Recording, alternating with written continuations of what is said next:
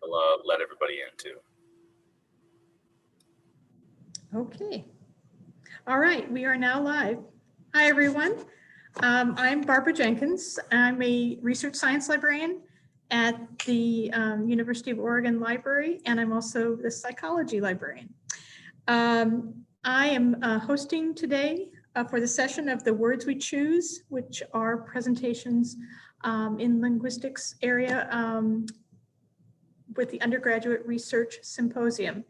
And my colleague and second moderator today is Milo Brosamer. So thank you, Milo. All right, so we have 3 presentations today, and each of them will speak for 10 to 15 minutes, and then we'll have questions right after. We'll do a few questions right afterwards, and then we will have questions at the end of the session. For people attending, you can just write in your question or comment in the Q&A on the bottom of your screen, and it'll open up a window for you. And then Milo will be able to share those with us as we get to that question and answer period. Okay, so if there are no further questions, we'll just move into our presentations today. And first speaking is Zoe Haupt, and she's in linguistics. And Zoe's going to be talking about predictable vowel intrusion. And I'm looking forward to this very much. It's all yours, Zoe. All right, great. I'm going to share my screen. Oh, whoops, not the right button. Okay, here we go. Can everyone see that okay? Yes, we can. Wonderful. Okay, my name is Zoe Haupt. I'm a double major in linguistics and communication disorders and sciences.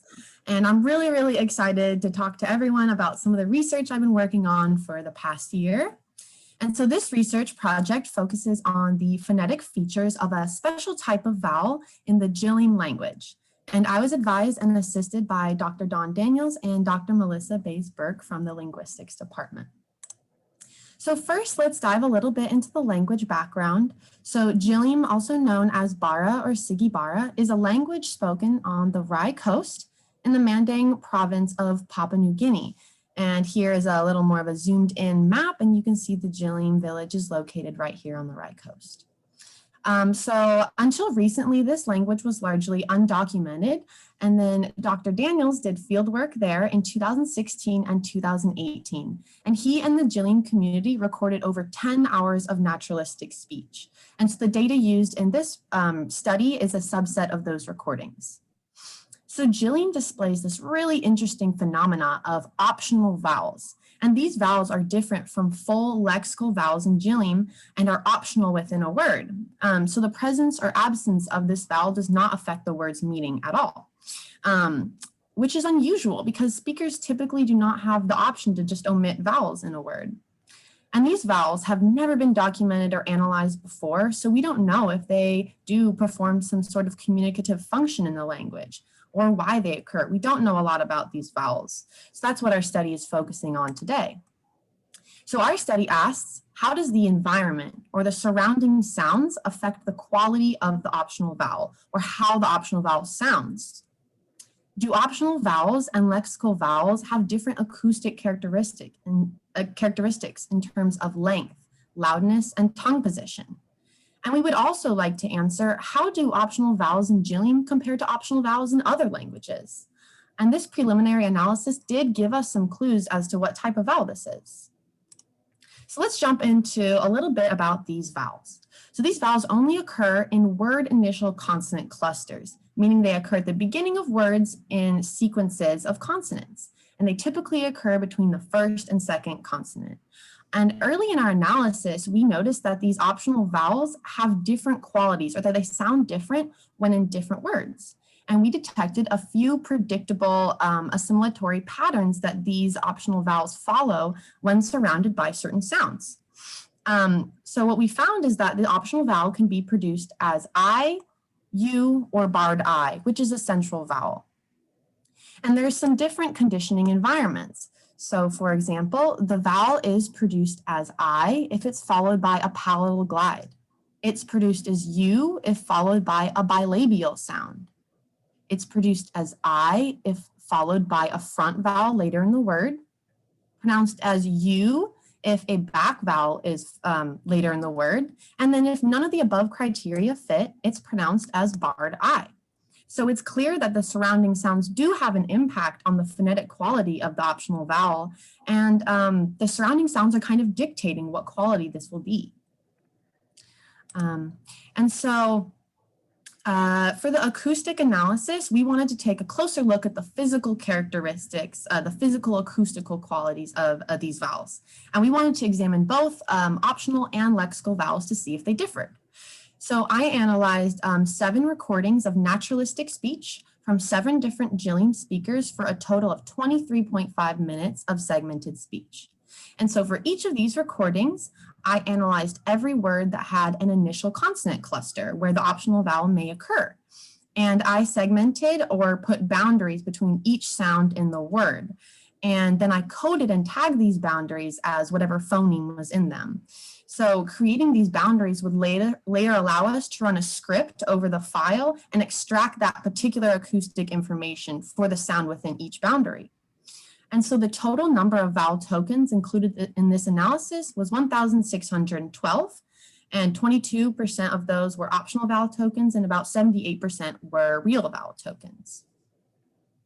And I wanted to show an example of what a segmented word may look like in Prot. So as you can see here, this is a spectrogram, and Prot is an acoustic software. Sorry if I didn't mention that. So I didn't segment these words because they do not have a word initial consonant cluster, but this word, jiged, can be produced with or without an optional vowel I. And so if you can see in this word here, you can actually see the physical acoustic evidence of a vowel, the presence of a vowel, because vowels show these dark stripes, which are called formants, and we do see evidence of that, and it's not simply just 2 consonants in a row. And so I just wanted to play a quick example of what this sounds like. So hopefully the sound works and is shared. Was everyone able to hear that? Give it to us one more time. Yeah, of course. It's really, really short. And you might not even be able to discern that vowel because it is a really, really short vowel, which brings us into the next point. So after we analyzed, after we coded and tagged all the recordings, we compared the acoustic characteristics. So the first thing we compared was duration. And on the y-axis, you can see the vowel duration in seconds. And on the x-axis, you can see the vowel type. And RV is real vowel, and IV is optional vowel. We called them intrusive vowels when we were making this graph, but you can think of these as the optional vowels. So as you can see, the optional vowels are almost twice as short as the real vowels, which does suggest that there is a difference between lexical and optional vowels in this language. And these vowels are unlike vowels that are part of the phonological system. Next, we looked at intensity or loudness of the vowel. And there really isn't much of a difference between the loudness of the vowels. So over here, you can see the intensity measured in decibels, and then again, the vowel type. And there is really not much of a big difference between the vowels. And this actually suggests that these vowels are not epenthetic vowels, which is another special type of vowel that's inserted to kind of repair words that are hard to pronounce. But epenthetic vowels tend to be much quieter than real vowels. So it's interesting that we don't see that our optional vowels are as quiet. This suggests that they are not epenthetic. And then lastly, we measured the formants or the tongue position. And so F2 or formant 2 is up here, and it corresponds to the tongue position from the front of the mouth to the back of the mouth. And then F1 or formant 1 corresponds to the tongue position from the top of the mouth to the bottom of the mouth. And so the darker colored points here are our optional vowels, and then the lighter colored points are the real lexical vowels. And so as we can see here, the optional vowels actually are more peripheral in the vowel space, and they have more extreme F2 values. And this means that the tongue position is more front or more back when producing the optional vowels versus the lexical vowels. And we can also see that optional I has a lower F1, which means it's also being produced higher in the mouth than the real lexical vowel. And so obviously the tongue position is different when producing an optional vowel versus a lexical vowel. But this also suggests that this vowel is not epenthetic, because epenthetic vowels tend to be more centralized in the vowel space. And we're seeing that they're really the periphery of the vowel chart. So what does this preliminary analysis tell us about these vowels? So we know that these optional vowels do have acoustic characteristics that differentiate them from full lexical vowels in Jilim. They're much shorter in duration, they are produced differently with regard to tongue position, and they are nearly as loud as vowels. These acoustic results suggest that these vowels are not epenthetic, and they're not real vowels either. So another possibility for why these vowels are occurring is potentially a result of vowel reduction or vowel weakening. But again, we would expect to see more centralized values, and that's not what we're seeing. So what type of vowel is this? So right now with these preliminary results, we are exploring the possibility that these vowels are intrusive vowels, according to a paper written by Nancy Hall in 2006. And one thing we found particularly interesting about these vowels is that they are more peripheral in the vowel space rather than central. This means they're not simply a byproduct of articulation, but the tongue is trying to reach an articulatory target in the mouth. So this study contributes to ongoing typological or cross-linguistic research about optional vowels. While epenthetic vowels are more studied and more researched, there is little to no research examining vowels like the type we see in Jilim, which may be intrusive or reduced. We still haven't determined what the function of these vowels play. And Papua New Guinea has just amazing, amazing linguistic diversity. And there's so much to learn about how language works, how language is represented in the mind, how speakers will use these really subtle acoustic cues in the language. And many of these languages do not have documentation, but they have these really, really cool, unique linguistic features that we haven't seen before, because the majority of language documentation has focused on European or Western languages. Lastly, I just wanted to say a huge thank you to the Jilim community and Dr. Daniels for providing this language data. Without them, this project would not be possible. Thank you very much. Thank you, Zoe. So you had a data set to start with, it sounds like, from your faculty members. So you were able to do this research without, within the constraints of a pandemic, it sounds like, right? That's good. I'm going to open it for a couple questions. Milo, you can let me know if there's anything in the Q&A or if the other presenters have a question. Yeah, as of right now, there are no open questions in the Q&A section. Just for the attendees, there's a Q&A box instead of a chat, so feel free to ask anything, but for this one, there's no questions. And Zoe, can you just bring us back to where you're not screen sharing? Yeah. Okay, great, thanks. Well, I have a question for you. This is interesting that that they can identify these things so easily in terms of that they know the optional vowels, are there. Are there other languages that use optional vowels? And is there some sort of sense of why evolutionarily they may be used in certain languages? That's a great question. And one thing we actually don't know is if Jilim speakers can hear this vowel, whether they're actually perceiving this vowel or if it's below their level of consciousness. And so that's definitely a question we want to follow up more on. And then in terms of other languages that have optional vowels, a lot of languages do show epenthetic vowels. I mean, English shows epenthetic vowels. So in the word athlete, some people will say athlete. And insert that extra vowel there. So a lot of vowel epenthesis is a really common process. You might see that across a lot of languages. But in terms of intrusive vowels and reduced vowels, that's a little more of a rare phenomenon. I know that reduced vowels can often be caused by historical changes in the language.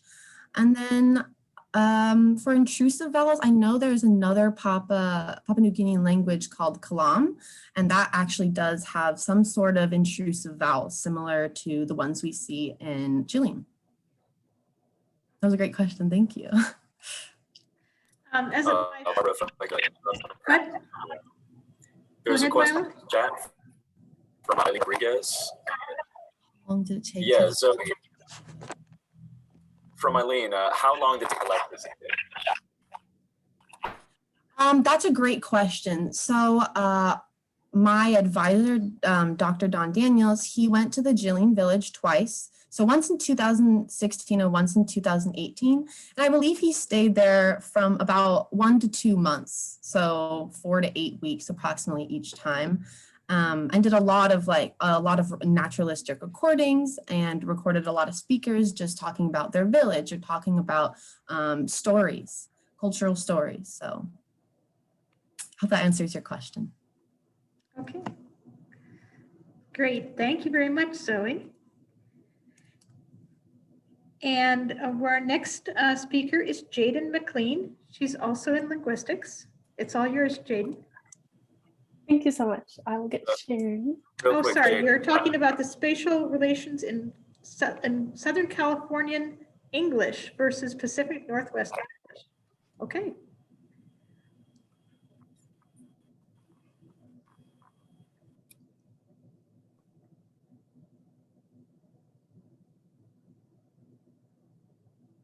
Wonderful. All right. So yes, my name is Jane McLean. I'm a third-year linguistics student here at the University of Oregon. My mentor was Dr. Gabriela Perez-Baez. She was my semantics professor and wonderful at that. And my presentation is on spatial relations in Southern California English and Pacific Northwestern English. And so what are spatial relations? Spatial relations are sort of how we encode in language, how we perceive the space around us. And so every language does it a little differently. And this is often expressed through figure-ground relations. And figure-ground relations are where one object, the figure, is being located in a relation to another object, the ground. So in this photo here, you can see the cup is on the table. The cup here being the figure, the table being the ground. And then there's this little on word, a preposition in English that we call a locative. And it's kind of like a relator that encodes the information about the relation between the figure, in this case, the cup, and the ground, in this case, the table. So whether the cup is on the table. And some background on why I'm doing this is because spatial relations have been found to differ quite a lot across languages. Levinson and Mara's 2003 work, which I will be following a lot of the same procedures for in my study, found this. And so of course I'm taking this and then asking, what about dialects? And so based simply on vowel variation or kind of accents, especially, a map has been created of the dialects of American English. And you can see this huge west. And more, you and I living here or wherever you may live, will know that Oregon to Wyoming to Colorado, we're all going to talk a little different. This isn't actually the case that everyone in the West is the same. And so more research has also shown this in distinguishing the West. And so I will be asking in my study, do locatives actually differ in the same figure-ground relations between the two dialects? So for example, the cup is on the table, or maybe someone might say the cup is above the table. Is there a difference? And then maybe why is that different? And then of course, secondly, are there enough variations that is significant to imply further research in dialect spatial relations as well as the West regional dialects? And so in doing this, I surveyed participants using the BOPED, which is a series of pictures created explicitly to elicit these sort of figure-ground relation responses. You can see in another example here with the ribbon being highlighted and then the simple drawing with the corresponding question of where is blank. And then I sent this using Qualtrics, which many of you might be familiar with, through the University of Oregon. It's an anonymous surveying program. And so I took the 71 BOPED pictures, put them onto Qualtrics and send them away to my participants. I had 10 participants, so this was a very small pilot-sized study, more preliminary to kind of see where we can go with this. I had 5 participants from the Seattle area, 5 from the Los Angeles area. And in order to be sent this, of course, they had to be born and raised in the area to have the most authentic regional dialect. And then I also tried to keep social factors like gender and age as evenly distributed as possible, so I could focus on region rather than, having issues of young people and old people talking differently. And I sent them this Qualtrics survey, and it took about 15 minutes for everyone to complete. Whoops. And then for my methodology, once I got these responses back, I began coding, kind of taking a similar strategy as Levinson and Maris, where they had 6 categories of what the locatives kind of signify or encoding. And so there was in, on, attachment, which would be kind of like if something's tied to something, under, over, proximity, if something's beside something or next to something, midst, which is if it's in the middle or through an item. And then I ended up adding 2 more categories after I got my results, around and outside and inside. Outside and inside, I'll be talking more about in particular because this one was very significant to me. And so then once I started coding for these, I put them in an Excel sheet and did some color coding to make it a little more easier to distinguish what responses had what locative categories. And then I sort of used a majority rules strategy to determine what category represented the dialect. And so you can kind of see here where all of them are red, they're all using on to distinguish that the cup is on the table, versus maybe here in the purple, there's in versus inside. And then I had some cases where participants didn't respond with a figure ground relation, and so I couldn't count them. And then once I took that color coding, I did another sort of visual format called an edit grid. And so here you can see which images got what sort of locative constructions, what kind of encoding. And so, for example, you can see here with this cup, you can see there's a little bit of a yellow crack. And so in this case, the Pacific Northwest speakers had a split decision. Some said in the cup, the crack was in the cup, others said on the cup. While you can see over here in Southern California speakers, they did not say in once, it's only on the cup. And so these edit grids can also show me a couple other things, such as that I had 10 cases of variation or disagreement. Of the 71 images, 10 had split answers. Second, that the variation happened in every category other than midst. So you can see everyone said that the little yellow arrow was through the apple.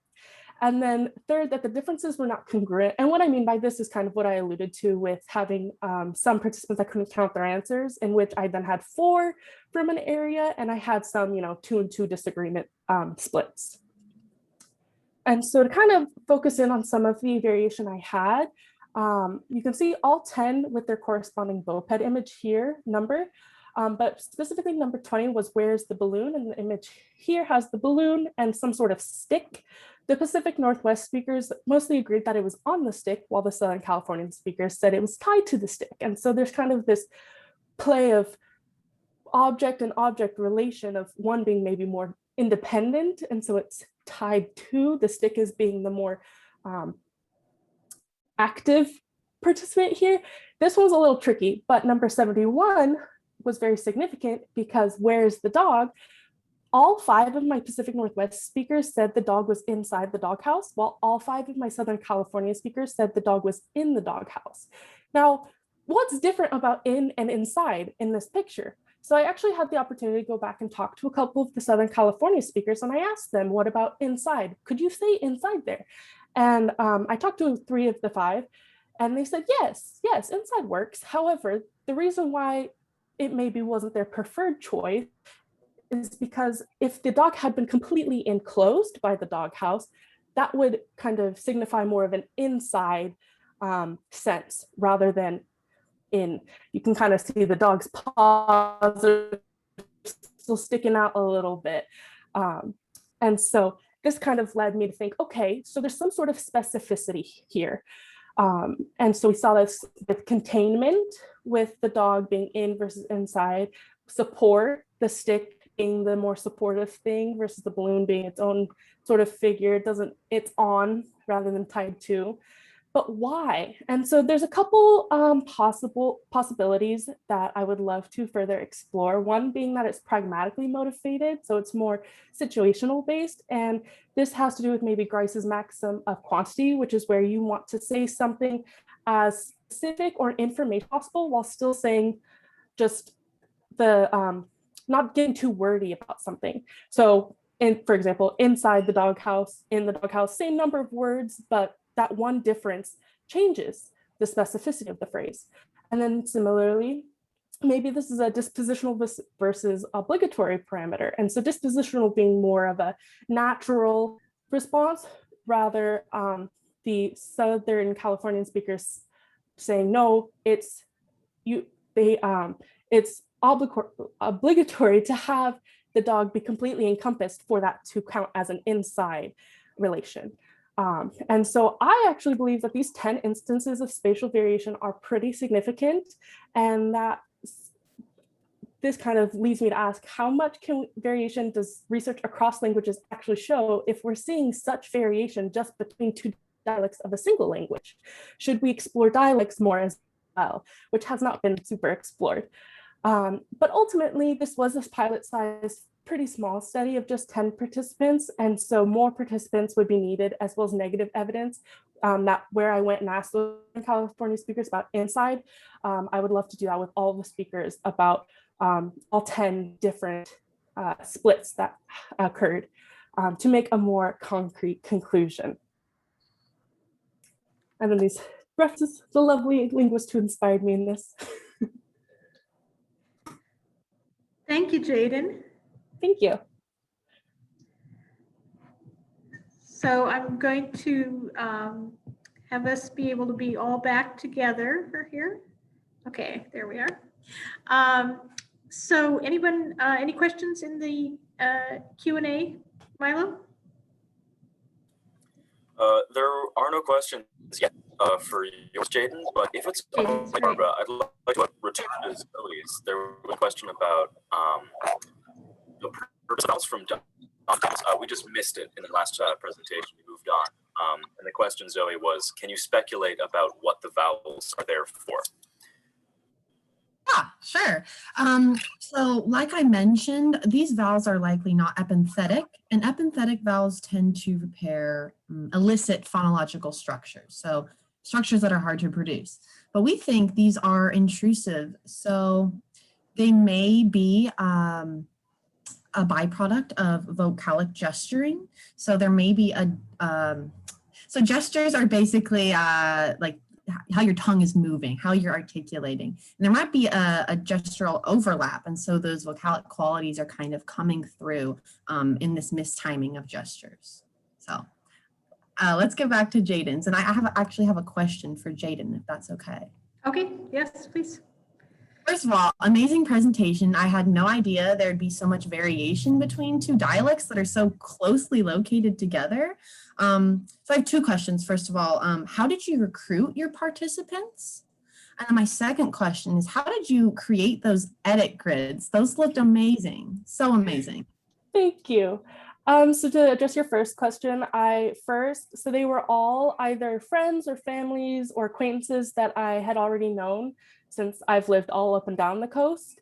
And so I was able to just kind of shoot them a text or a social media message like, hey, I'm doing a study, would you care to participate? And then in which case I would send them kind of my little spiel plus the Qualtrics link. And then for your second question, I used just a image editing software, like a free one online. It definitely took a while. I'm very proud of them. I'm so happy you asked. But yeah. Okay. We do have one question from Gabriella in the chat. Perhaps a question for Jaidan would be how she might go about recruiting a larger sample for follow-up. Yeah, that's a great question. I haven't thought about that actually. I know that there are different ways that people have done in the past with similar things where you can just kind of send out a survey on going to like just posting on maybe a Facebook page, like, hey, all of my Californians fill this out. Or doing something a little, if I wanted to do this more in a academic setting, I could use something like the human subjects pool that the psychology and linguistics department use, something like that, to get approved and get more participants. Okay, and yeah, I was kind of curious about that too, with the population Southern California versus Seattle. Sounds like you had some people that you knew, and possibly this was connected to the fact that we were in a pandemic and you had to just Yes. research substantially affected by the fact that we entered into a very tough pandemic year, right as you were starting to do your research?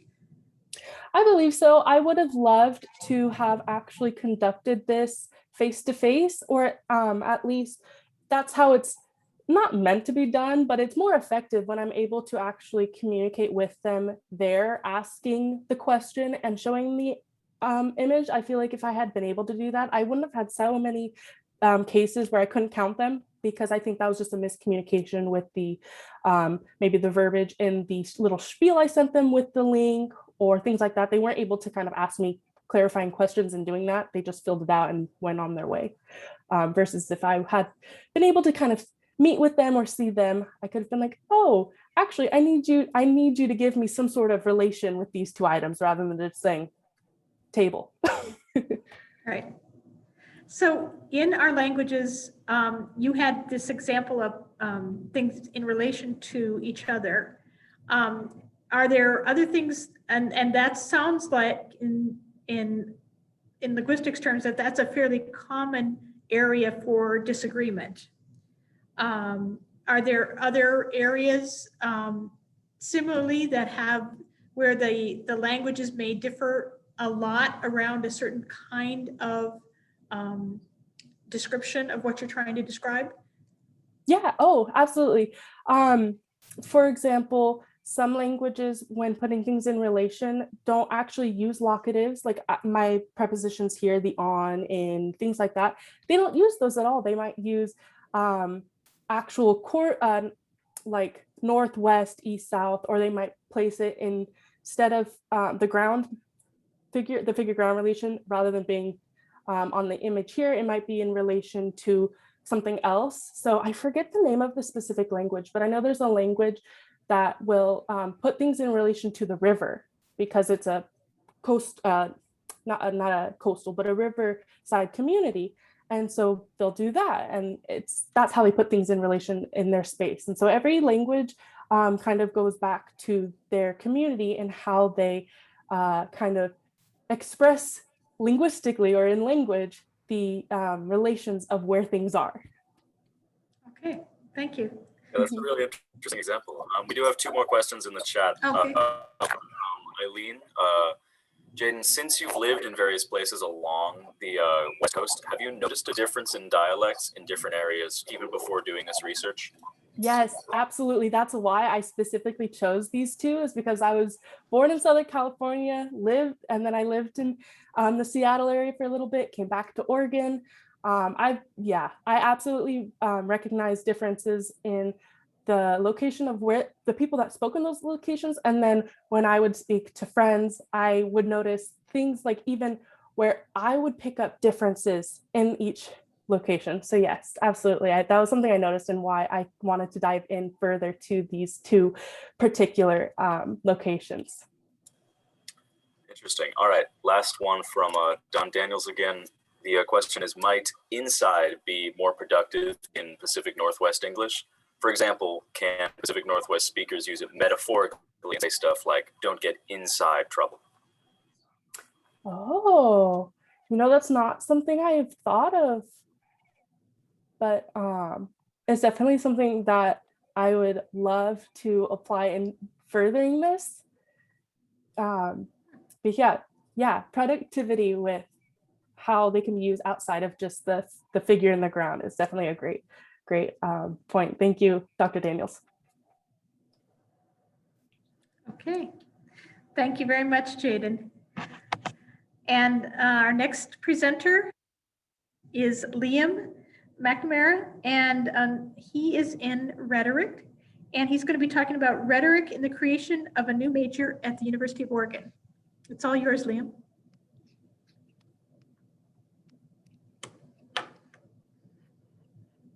Okay, so my project is slightly different from the previous two. It is the rhetoric in the creation of a new major at the University of Oregon. My name is Liam McNamara. I am a freshman at the University of Oregon, and there is no actual rhetoric major at the University of Oregon, but I have a large amount of passion for rhetoric and systems of power. In this presentation, I have chosen to set my sights on rhetoric involved in higher education system. In places of higher education, such as colleges or university, there are many bureaucratic levels and barriers to change. Some changes can happen quickly, whereas others can fail at hurdles set to impede concepts that are deemed unsustainable or not beneficial. Here, we're looking at some of the major changes that happened in the University of Oregon that succeeded in passing through various barriers to creation.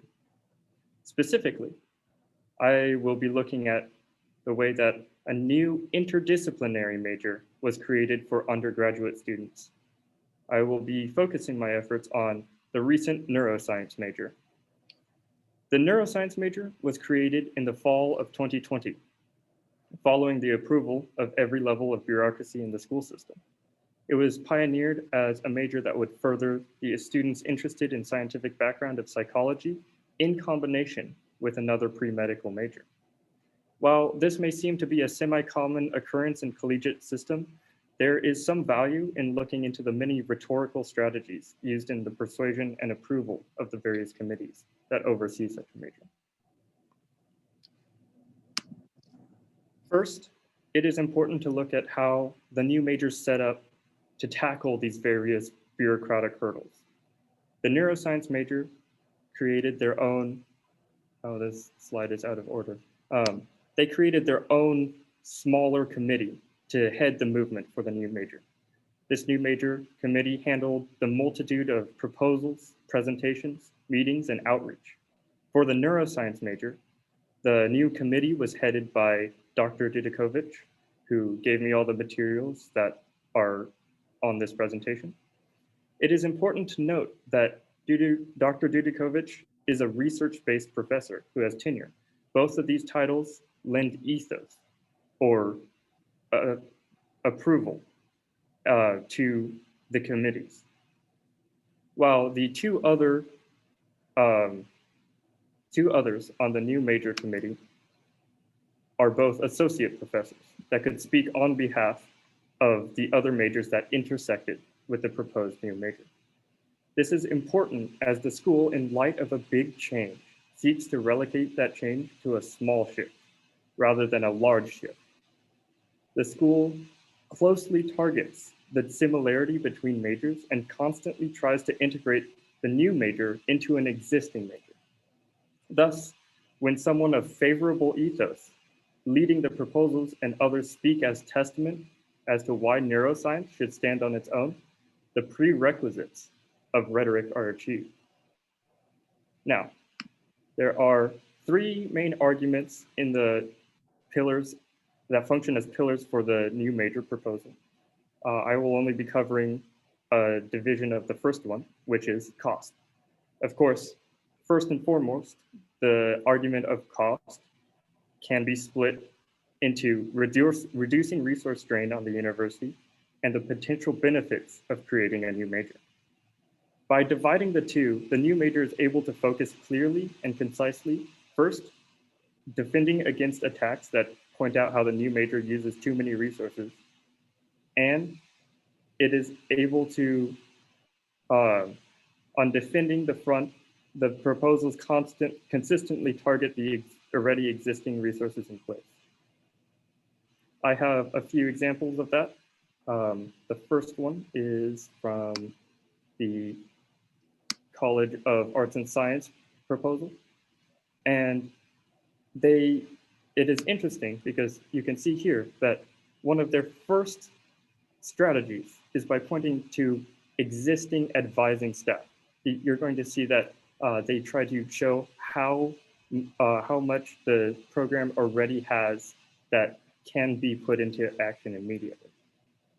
And then the next one is from the Board of Trustees presentation, where they demonstrated all the classes that the University of Oregon already has. This is important because it is a deterministic screen, which is a screen that directs attention in a specific manner. It points to what is already possible and deflects away from the fact that there will be other costs. By including screens of defense, the new major tries to shape the view of the various communities to see less of a drain on resources. This direction of perception allows for the arguments against the cost to be easily defended and reinforced.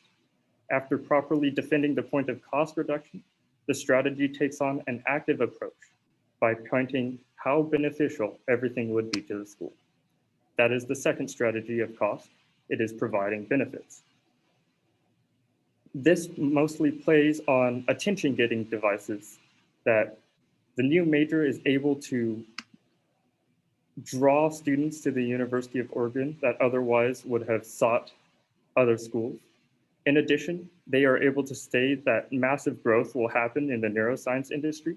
Also in the Senate presentation, you can see that they show how there are careers that are able to be pursued under the neuroscience major. And then they give, this is also the College of Arts and Science proposal. They show that there will be a massive growth in the in how many neuroscience majors are available, neuroscience careers are available to the public in the future.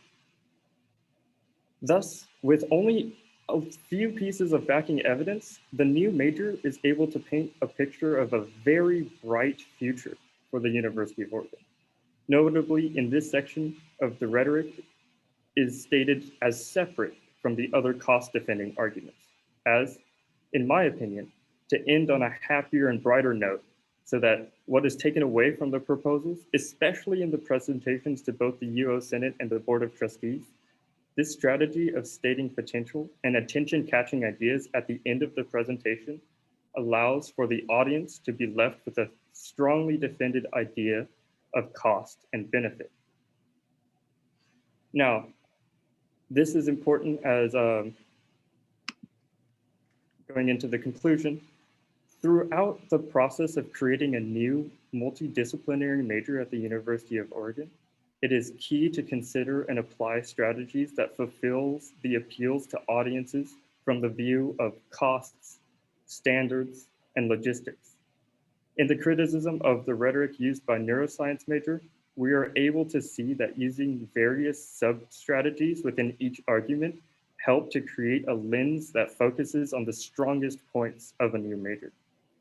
Those strongest points should be supported in all aspects by the underlying momentum that resides within the student and faculty population. In the creation of a major that uses current resources of the school, it is important to display the differences from other majors of similar paths and department. From there, a new major must reflect the benefits and potential for the school. Each strategy must point to the betterment of the school system and show how the university remains competitive in higher education. The rhetoric of a new major in higher education is indicative of many innovative ideas that need to happen within the bureaucratic system. The same series of ideas can be used and applied in other bureaucratic scenarios. Analysis of the rhetoric presented here should be helpful to those who pursue changes in a large system, especially similar to the University of Oregon. Now, I only have 10 minutes to present this, so I didn't cover standards or logistics at all, but within my paper, I covered those. And the best way to further view those is to contact either the professor I worked with, Professor Crosswhite, or me, and to further discuss the rhetoric in a new major at the University of Oregon. Thank you. Okay, thank you, Liam. We come back to all of us together. Great, thanks. Well, having worked at the University of Oregon for many years, that was very interesting because contrary to popular belief, it is a lot of work to get a new major on campus. I have seen how it is done, and you did a very concise analysis of that. So thank you. Do any of the other presenters have questions for Liam, or are there any in the Q&A? I have a quick question. So first of all, I can't believe you're presenting as a freshman. That is a really amazing feat. You don't really see that many freshmen, so that's really awesome. But I'm just curious about what interested you in this specific topic in the first place. So I am very interested in rhetoric, and Professor Crosswhite asked me to find a topic in modern society that rhetoric was used in persuading something. And of course, the original thought is something political, but I don't really want to touch on that type of stuff just yet. And so my immediate next thought was that I would like to create a rhetoric major at the University of Oregon. So I thought, what if I went and analyzed the other majors that recently did it, including data science and neuroscience as the two. So my main project focused down on neuroscience. They had more paperwork that I could follow and keep track of. Data science seemed to get rid of most of theirs pretty quickly, or didn't want to share it, something like that. So that's what led me onto the path of rhetoric in the neuroscience major. Okay, great. I Yeah, also have a quick question, if that's all right. yeah. Go ahead. In doing your analysis, was there anything sort of surprising or that kind of you didn't expect, since you seem to be well versed in rhetoric already? It was very surprising how much they played the various arguments against each other. They often used cost in the argument of standards. They would say that the benefits of having this influx of students would raise the standards of the university. It would make it more of a scientific school. And I just thought it was very interesting how they could interplay those arguments and strategies within their presentation. Yeah. So I do have a question for you. This bureaucratic analysis is kind of interesting, since we typically see a lot of this in policy and politics. But in the university setting, it's not done very much internally, so it's an interesting area. And you could write the code book so people could have successes about getting the next majors that they want approved. But I do have a question about your comment about the way they used the attention getting aspect at the end of the trustees meeting, and maybe one of the other ones, as a kind of a strategy. Because if you look at the way advertising people use attention getting, they typically use that as the initial thing to get your attention, assuming that you're not paying attention. And so they're going to like show you a truck tipping over or going 100 miles an hour or something like that. Now here in academe, to get this major through, they had an audience like the trustees who were presumably paying attention, but have lots of other issues. And they chose to put that attention getting thing at the end for the reasons that you did describe.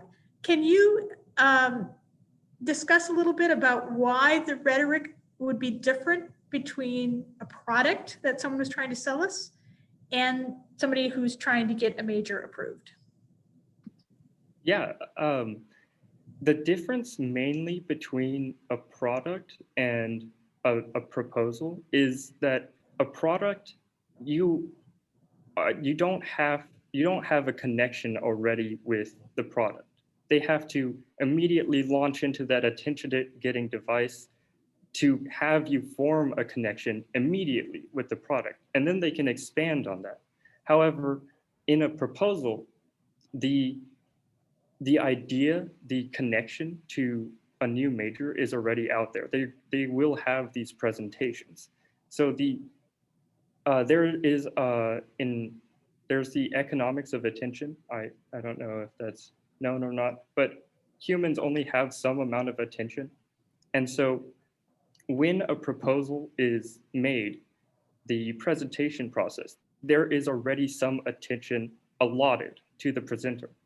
And then instead of using the attention-getting devices at the start that you already have their attention, you use it at the end where their attention may be waning or maybe fading slightly. You would use it at the end, it leaves a bigger impression or a better feeling. You can leave them with certain emotions, which the benefits does very well. Yeah, that makes a lot of sense. It's just interesting when they're trying to sell you a product, such as a medical product. If you've noticed on those kind of commercials, the last thing they leave you with is a person speaking very rapidly about all the terrible side effects that you're going to have. And that's the last thing, you sort of see, with two people smiling at you like they've taken it and haven't had any side effects. But the last thing they leave you with is this laundry list of terrible side effects. So I just think it's pretty funny that that's the tail end of the product strategy. So these are interesting things to think about. Thank you. Are there any other comments or questions for Liam? Okay. There's none in the chat, but Pardon? yeah. Sorry. I'm having trouble hearing you, Milo.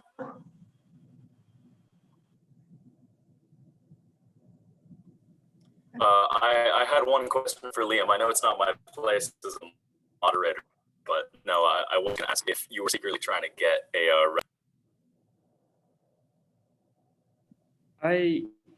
Everything I'm trying to do currently is just to build interest for the potential for a rhetoric major. So this did function as sort of a announcing statement that there may be a rhetoric major in the future. But yeah, it did two birds, one stone. It helped me gain insight into how rhetoric is used in the school system. And then it also lets me get the idea of rhetoric out there. Yeah, and it's very interesting that you're coming on board just as our person who really championed for rhetoric, David Frank, retired just a couple of years ago. Yeah. Well, thank you all very much. Those were great talks. I would like to engage us in a little bit of general discussion about having you respond to some questions about how your research went. If you were willing to just share a little bit about your reflections, that would be great. So I'll just ask my question, then we can just go around and everyone can speak to it, okay? So one of the things that happens in research is that you have this data set, or you're given this project, or you decide to pursue this project, and sometimes a little ways down or at the end of it, you think, oh, if only I had known X before I started this, or had realized something different along the way. What would you do differently? Let's say the pandemic is a given, so we don't have much opportunity for that. But besides the pandemic issues, what else would have made a difference in how you thought about your research or the conclusions that you reached about your research? Any one of you can just start.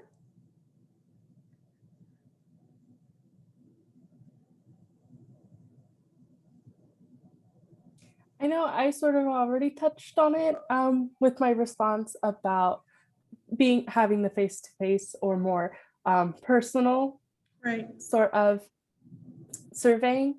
But I think also maybe having more clear sort of instructions for my surveying could have maybe elicited different results, in that I didn't specify how specific participants needed to be. And so maybe the specificity thing that I found isn't actually solid, in that it just happened to be the case that some people were more specific and others weren't. And that's why I so strongly signified 71 with the inside in difference, because that was the only one that I was like, whoa, there's clear cut 5 and 5.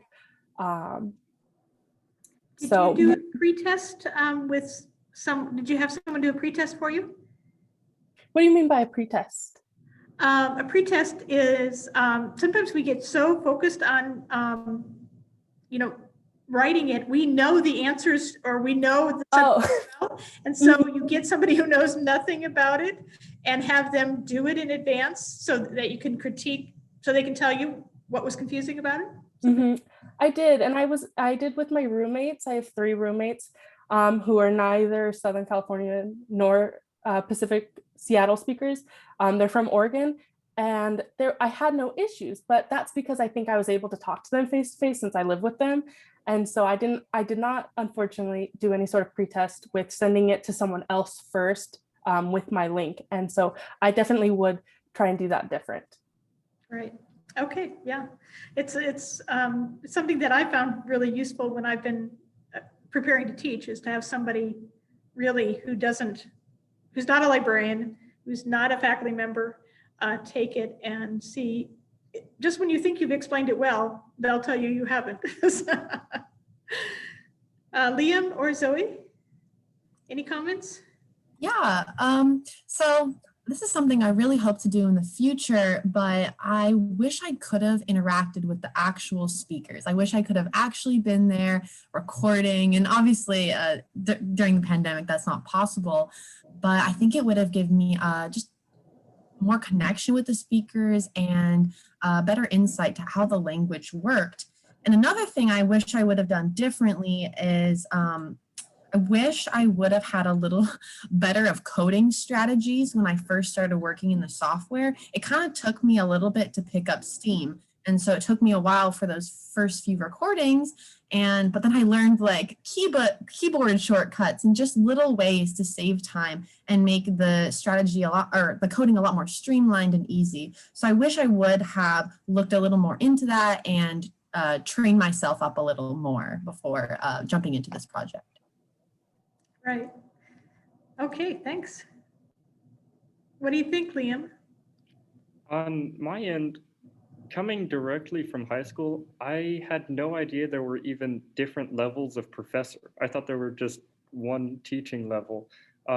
So it would have been, I guess, sort of good to familiarize myself with the actual systems within education, instead of having to learn it as I was doing the research. But I think it was fun to learn about it anyway. Yeah, I'll tell you, it is more confusing than one would think, isn't it?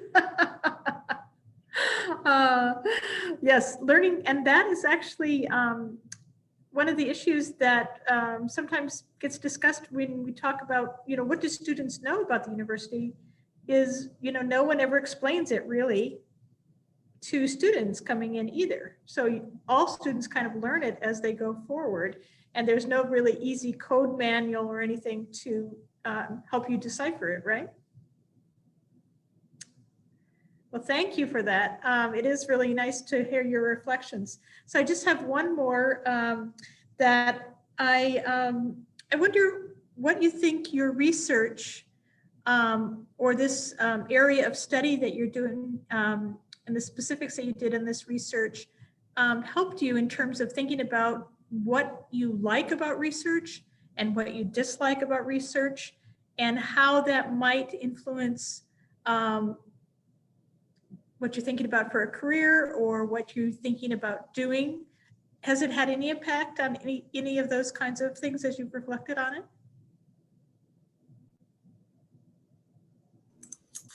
For me, this study really just kind of reinforced my love for phonetics and phonology. That's really like the subfields of linguistics that I just love. I'm so fascinated by it.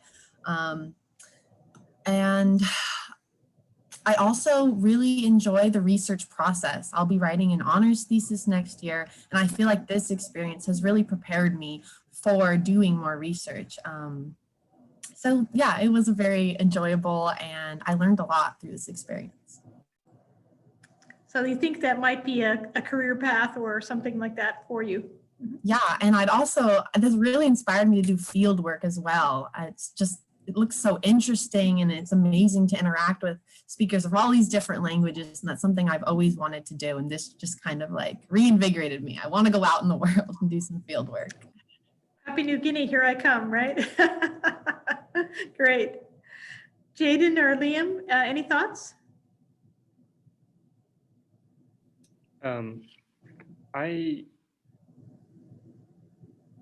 Before, I always thought that research implied something STEM-like. Even listening to the other two presentations, there was data and there was functions and you parsed through it. And doing this research really helped me realize that there is research that can be done more on the humanities side, more analysis or more connecting various different things.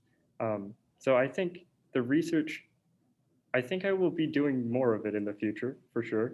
I think it will be interesting to see what paths of research I can do in the field of rhetoric or somewhere else. Right, because the word research often has that science or social science spin on it. The humanists, they don't often use the word research, but they do a lot of it. So I think increasingly they're getting recognized in these kinds of forums, like the Research Symposium. We specifically, I serve on that steering committee, we specifically ask all the humanities to be contributing and encourage their students to see themselves as doing research. So it is a little bit of a harder connection sometimes, but it's very much what they do, right? Jaidan, what do you think?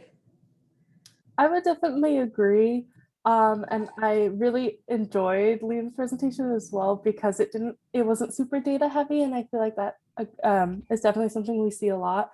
And if kind of answering part of your question that had to do with what I didn't like is having to deal with the data, because having to find that, oh, I can't even use this. I surveyed people for no reason. I can't even use this, or I can use this and it's giving me things I didn't want, or I didn't have any sort of programming things. I know Zoe used Pro. I didn't use any sort of programming systems other than just Excel. But once you get into that, that's a whole nother, can of worms to figure out and work with, and it can be frustrating. So definitely learning, those are a lot of skills though to work with and to learn. And one thing that I'm really excited to further with this project or any other research that I potentially do next year and as a career is kind of filling gaps where research hasn't done. So I think all of the presentations here did that wonderfully, in Zoe working with, underrepresented languages, and Liam working with rhetoric. And so I'm excited for research to start filling gaps rather than creating questions about ideas or situations that are present and don't get enough attention. And certainly the Western United States sounds like it needs an advocate for albeit making a little bit more specificity in the different language or regional differences that are abound. That certainly seems to be, maybe it's an East Coast, has been a focus on the East Coast because that's where most of the linguistics people are focusing. Well, thank you all for this wonderful presentations, and I know it's late in the day, and I really appreciate your focus and your contributions. So we will be wrapping up unless there is any other questions in the Q&A, Milo? No? Okay. Well, thank you so much, Zoe and Liam and Jaidan. I enjoyed it very much and appreciate your contributions to the Research Symposium. Have a good night. Thank you. Thank you to the moderators and the other panelists. Bye.